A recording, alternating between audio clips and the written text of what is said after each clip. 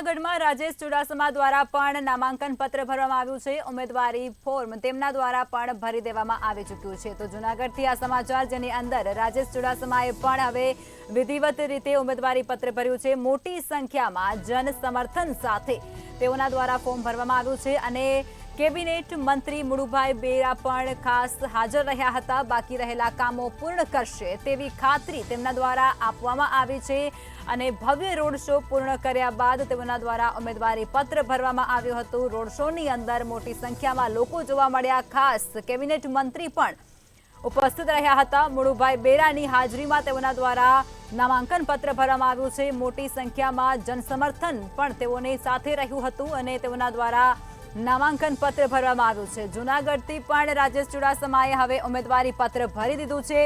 મોટી સંખ્યામાં જનસમર્થન સાથે તેઓના દ્વારા ઉમેદવારી પત્ર ભરવામાં આવ્યું છે। પોતાની દાવેદારી નોંધાવવામાં આવી છે। અનેક ભાજપના નેતાઓ ઉપસ્થિત રહ્યા હતા। કાર્યકર્તાઓ અને હોદ્દેદારો પણ ખાસ ઉપસ્થિત જોવા મળ્યા હતા। ત્યારે હવે કેબિનેટ મંત્રી મુળુભાઈ બેરા પણ તેઓની સાથે ખાસ ઉપસ્થિત જોવા મળ્યા હતા અને તેઓની હાજરીમાં તેઓના દ્વારા ઉમેદવારી પત્ર ભરવામાં આવ્યું છે। સાથે જ બાકી રહેલા કામો પૂર્ણ કરશે તેવી ખાતરી પણ અપાવી હતી અને કરેલા કામોને પણ યાદ કર્યા હતા અને ત્યારબાદ જે કાર્યો જૂનાગઢ લોકસભા બેઠક પર હજુ પણ લોકોના બાકી રહી ચૂક્યા છે તે તમામ કામોને તેઓ પૂર્ણ કરશે તેવી આશાવાદ પણ તેઓના દ્વારા વ્યક્ત કરવામાં આવ્યો છે અને ખાતરી પણ લોકોને આપવામાં આવી છે। આ સાથે જ 5 લાખની જંગી લીડ સાથે જીતવાનો પણ આશાવાદ તેઓના દ્વારા ક્યાંક વ્યક્ત કરવામાં આવ્યો છે। ભવ્ય રોડ શોનું ખાસ આયોજન કરવામાં આવ્યું હતું જેની અંદર અનેક લોકો જોડાયા હતા।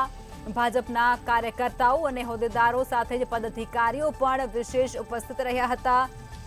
ખાસ કરી અને કેબિનેટ મંત્રી મુળુભાઈ બેરા પણ વિશેષ ઉપસ્થિત રહ્યા હતા અને તેઓની હાજરીમાં જ જૂનાગઢમાં રાજેશ ચુડાસમાએ પણ ઉમેદવારી પત્ર ભરી દીધું છે। નામાંકન પત્ર ભરી સત્તાવાર રીતે પોતાનું નામ નોંધાવ્યું છે। આજે જૂનાગઢ સંસદીય વિસ્તારના ઉમેદવાર રાજેશભાઈ ચુડાસમાનું વાત્યગત ઉમેદવારી પત્ર ભર્યું છે।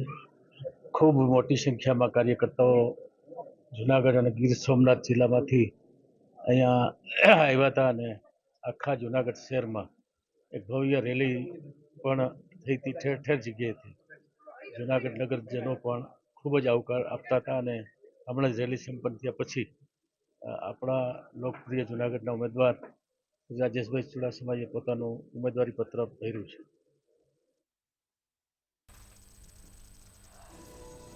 જૂનાગઢમાં રાજેશ ચુડાસમાએ ઉમેદવારી પત્ર ભરી દીધું છે। મોટી સંખ્યામાં જનસમર્થન સાથે તેઓના દ્વારા ઉમેદવારી પત્ર ભરવામાં આવ્યું છે। ભવ્ય રોડ શોનું આયોજન કરવામાં આવ્યું હતું અને ત્યારબાદ તેઓના દ્વારા ઉમેદવારી પત્ર ભરાયું। જૂનાગઢ લોકસભા બેઠક પરથી આજે ભાજપમાંથી રાજેશભાઈ ચુડાસમાએ જે ઉમેદવારી પત્ર જે ભર્યું છે, આપણી સાથે રાજેશભાઈ છે। રાજેશભાઈ, આજે ઉમેદવારી ફોર્મ ભર્યું છે, શું કહેશો, કઈ રીતની હવે રણનીતિ? ખાસ કરીને આજે જૂનાગઢ લોકસભાના ઉમેદવાર તરીકે ઉમેદવારી પત્ર ભર્યું છે ત્યારે ખૂબ મોટી સંખ્યામાં કાર્યકર્તાઓ અને શહેરીજનોએ સાથ અને સહકાર આશીર્વાદ આપવા માટે આવ્યા હતા। ત્યારે હું એમનો ખૂબ ખૂબ આભાર માનું છું। સાથે સાથે એ ઉત્સાહ બતાવી રહ્યો છે કે આવનારા સમયમાં અમે ખૂબ મોટી લીડથી આ જૂનાગઢ લોકસભા જીતીશું। વચનો આપ્યા છે આપે, જે બાકી રહી ગયું?